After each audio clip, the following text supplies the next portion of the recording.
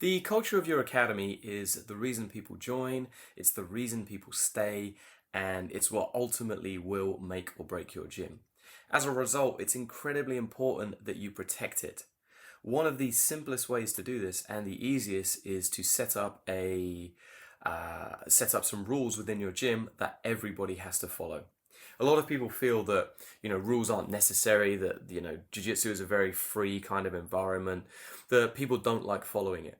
And that's kind of true on the surface, but actually people operate and work so much better when they have clear, defined guidelines to work to.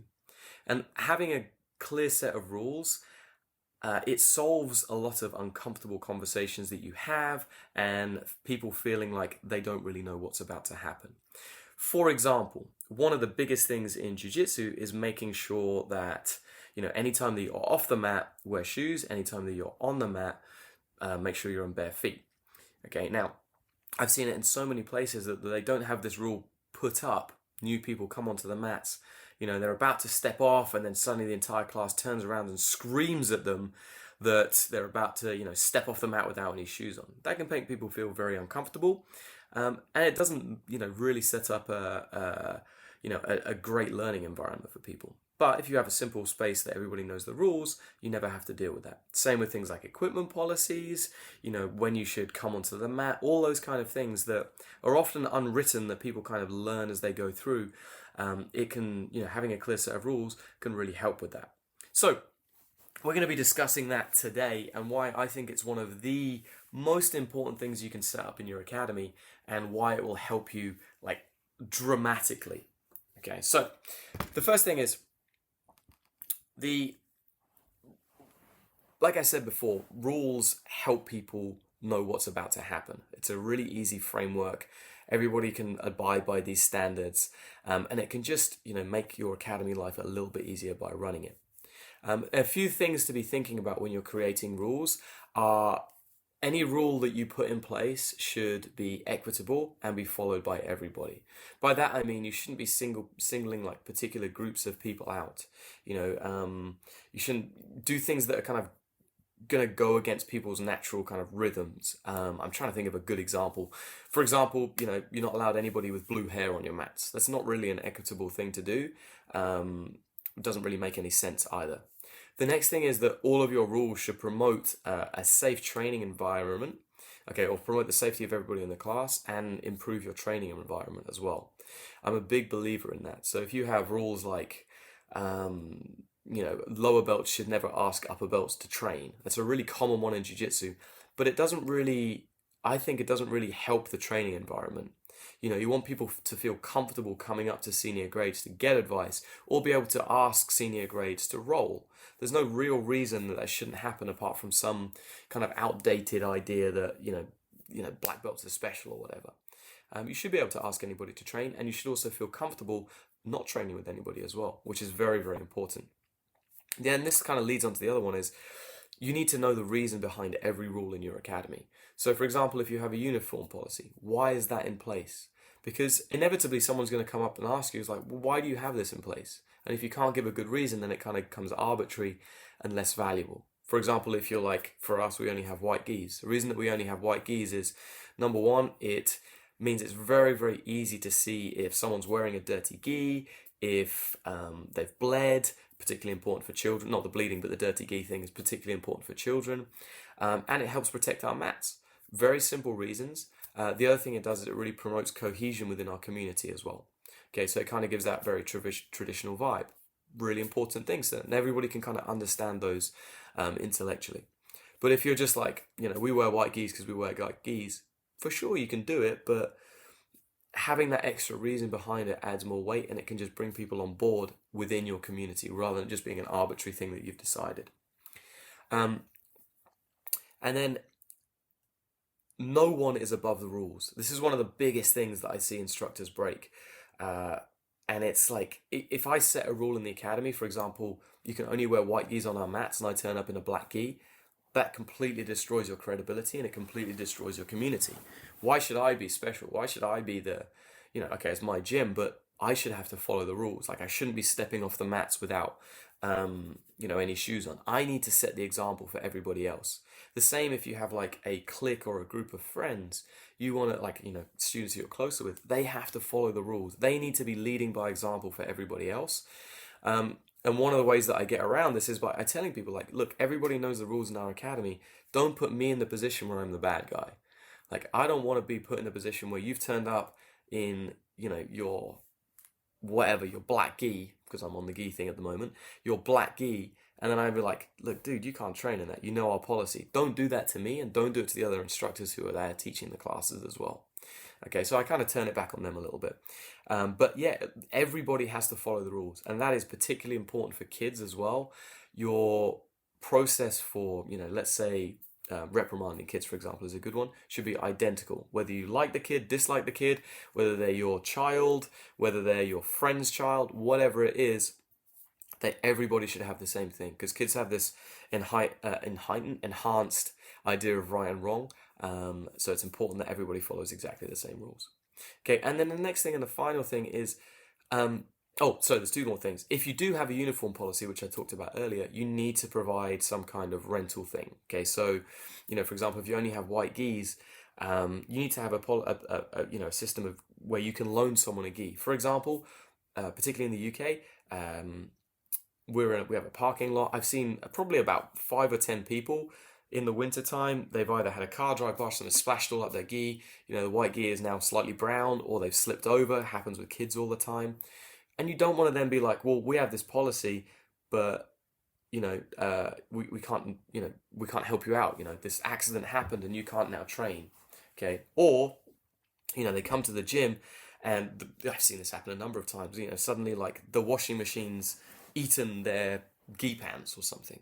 You need a way to be able to like, okay, that's not a problem. Here's the stuff that you need. You can rent it off us, or you could buy another gi. I suppose would be another thing. Same with if you've got no gi policies, exactly the same. You need to have those things in place, because then it's no longer an issue. It's like, okay, cool, here you go. Here's the rental stuff. Bring it back at the end, and job done. The final point is your rules should be clearly visible to everybody, and all members should be made aware of them. So you want to have them up in the gym. When someone first kind of comes to your academy, if you're doing a tour, just point them out. Say, look, this is the rules of our gym. These are the things that we want everybody to adhere to. It helps maintain our community, helps maintain the culture of the gym. They're really important. We also send out emails as well with a full list of our rules. Okay, so that's kind of a little bit of basic stuff about them. And I know in the jiu-jitsu community there's this thing of like, oh, just chill, bro, and it'll all be fine. It kind of will be, but I've seen so many situations where friction has happened because there's like unwritten rules, or like an instructor bends the rule for their friends, and then it all just goes downhill. And before you know it, like the culture of your academy is ruined because you don't have this thing in place. So it's very simple to do, and they have to be enforced. That's the other thing as well. Rules have to be enforced as well. They can't it's like a black and white thing. You either follow the rule or you didn't follow the rule. If you didn't follow the rule, well, then there's a consequence to that. Maybe it's something as simple like, for the uniform example, here's a rental gi. Maybe if it's something more serious like, aggressive behavior or something like that, and it requires exclusion. But every rule is black or white. Okay, you follow it or you don't follow it. If you don't follow it, you need to change your behavior or get something in place. And it applies to everybody, as I said before.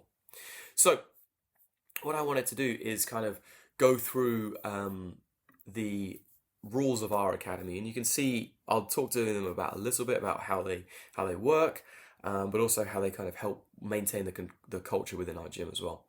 So the first one is always be respectful. Really, really important. We want, regardless of whether male, female, whatever your ethnic background is, whatever it is, like you are treated identically within our academy, and every student treats you the same. Okay, that is super important. That is like the number one rule. You are respectful. So we want people to be polite, and we try to encourage that as well. And it comes down from the top, comes down from the instructors. The next thing is absolutely no coaching of your children or other students during class, which is really important. Like, I see so many stories of people, they get come up and like, man, I was trying to roll with this guy and all he would do is coach me through the roll, and he was a white belt and I was a blue belt. Like, why are you doing that? There's times and place that coaching is appropriate, but mostly it's done by the coaches, and it's definitely never done by a parent. In my honest opinion, a parent is the worst person to coach your child. Like, if my daughter ever decides to compete, I'm going to try my hardest not to be the one that's coaching her. It just creates friction within your household. It's like, it's unnecessary to do that. Okay, so really, really important rule that we have within that. It also creates like the other problem, particularly if parents are coaching kids or anybody's coaching you from the sidelines when you don't need it or you don't want it. You might resent it, but you tend to like look towards the person, particularly for kids. That puts you in a vulnerable position. So really, really important. No foul language inside the academy. So easy to offend people, and it's just easy not to swear left, right, and center. Okay. For us, we have pre-booking of classes, so you have to pre-book your classes before you come in, and you have to sign in. We have capacity problems, like we don't have a large mat, so we need to make sure that we're not over full in the classes, and we also need people to sign in so we actually know who's in the building, which is very important for health and safety stuff. Like if there's a fire, I want to be able to know exactly who is in that class, so we can make sure that everybody's out of the building safely. Very important for children as well. If you're late for the class, wait outside the mat until the professor gives you permission to come in. That one, pretty self-explanatory, but it's really important. If you turn up, 20 minutes into a class because there's traffic, I might not let you join. I might be like, look, don't come in for the technique. We're like 3/4 way through this really advanced situation. It's going to be really hard for you to catch up on what it is. It's going to be difficult. Instead, what I want you to do, go warm up at the side of the mat. When we come to sparring, then you can jump in. Or if they turn up like 15 minutes before the end, which I've had, it's like, look, man, you're not going to get anything out in your training. Can you make it to the next class? Can you stay on for the next class? And I'll try and get you into that. Or you come up with some other workaround, which is really, really important. I'm not sure if we have it in there, but you want to also ask, like, particularly with the kids. It's actually going to come up in the next one. So So it's a very simple one. It just keeps everybody safe and makes sure that, no one's going to get... I know as instructors, we're really bad for not warming up. We just jump straight into training. But for a lot of people, it's a risk and we don't want to put people in that place. Okay. Next one is don't leave the mat during class without permission from a professor or coach. That, I'm less strict with adults. Like adults can kind of do what they want. But for kids, we need to know where they are all the time. Okay, and even for adults to a certain extent, if there's been an injury, I need to know that that person's injured. We had a situation the other day in one of our classes where someone got poked in the eye and they just bolted off the mat. Now, I saw it happen, but if I hadn't, I wouldn't have been able to go out and attend to that person. So you need to be talking about that stuff. It's really, really important so that the instructor knows what's going on in the environment. And again, for that situation where let's say you get a phone, like, I don't know why you'd get a phone call in the middle of the class, but let's say something happens in the middle of class, you just have to leave. You rush off, and then coincidentally there's a fire. You've got your list of students, everybody who's in the building, but you don't know this guy's left, and you're like, man, there's a fire, and we still can't find John. What are we going to do? What's going to happen? It's a bad situation, because then you think that someone's left behind when they're not necessarily left behind. So it's kind of an important thing to do. When an instructor is demonstrating techniques, students must sit or stand in good posture. That is really crucial for kids. We actually have them sitting like hands on their knees because it's the best way for them to listen. But it also makes it easier for people to stay engaged in what's going on. If you're laying down, there's no chance that you're listening to what's happening. Talking should be kept to a minimum during class, and then no talking while the instructors are talking. Again, really important. Like, there's no need to discuss what's going on at for your tea while the instructor's trying to teach a technique. It's distracting for the people around you. It doesn't really help. Okay, and the same, when you're training, we want to try and focus people on training, not what's on the TV later.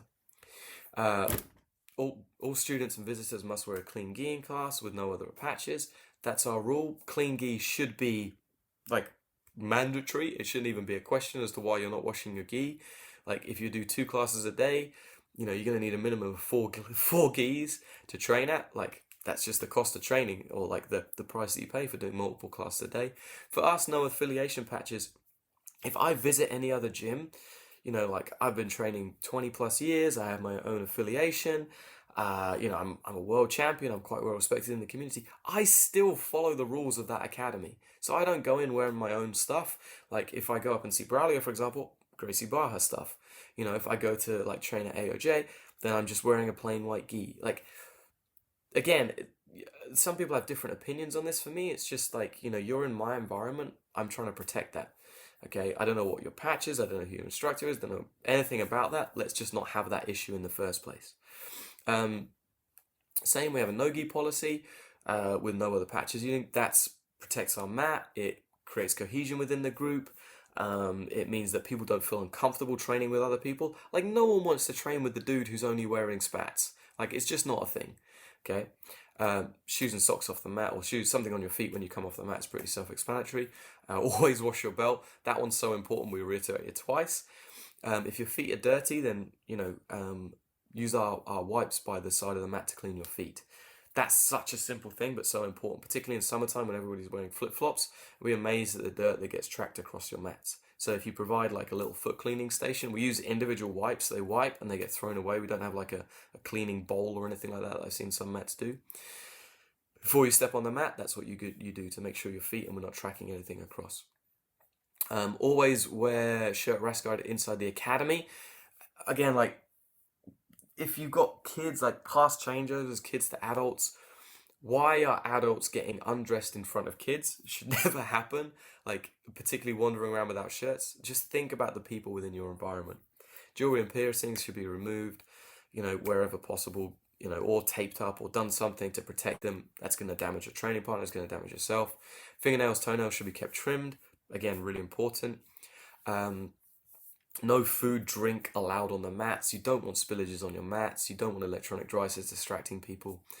We don't allow any photos or videos or recording during the class. Within your academy, you're going to have, people that don't necessarily want photos taken. It's against child protection policies, all kinds of different reasons that you control the media, you control the look of your academy, and who does and don't photos in your class. Training gear should be left tidy and put in appropriate storage areas. Pretty self-explanatory, don't want people tripping over stuff. And then believe in yourself. Nice little positive thing to end on. Okay, so that's our rules. Okay, these are the ones that we have. If you want them, then I'll post a link to them, or just drop me a message and I'll send them through to you. You can use these. You can adapt them how you want. But I would highly recommend having these in place. Like, just simple things that they're all there to protect your student, to maintain your culture in your gym, to create a more cohesive community, and to avoid just problems happening within your gym, like any kind of friction. We have enough issues with, roles get heated with people that you don't want to have on top of that, dealing with he's wearing a black gi and, I want to, for example, kids are the worst. Well, Johnny's got a little black gi, I want a black gi, and then coming home to parents, everybody's in the same stuff, keeps it super simple. Okay, so hopefully you guys found that my rules rant informative. Like I said, I would highly recommend having something like this in your academy and making it visible for people. It will just make everything smoother, and it doesn't take anything away from you, but it will help promote your culture and keep everybody on track and on the same path. Any questions? Comment below. If you want the notes, like I said, just drop a message and I'll send them out.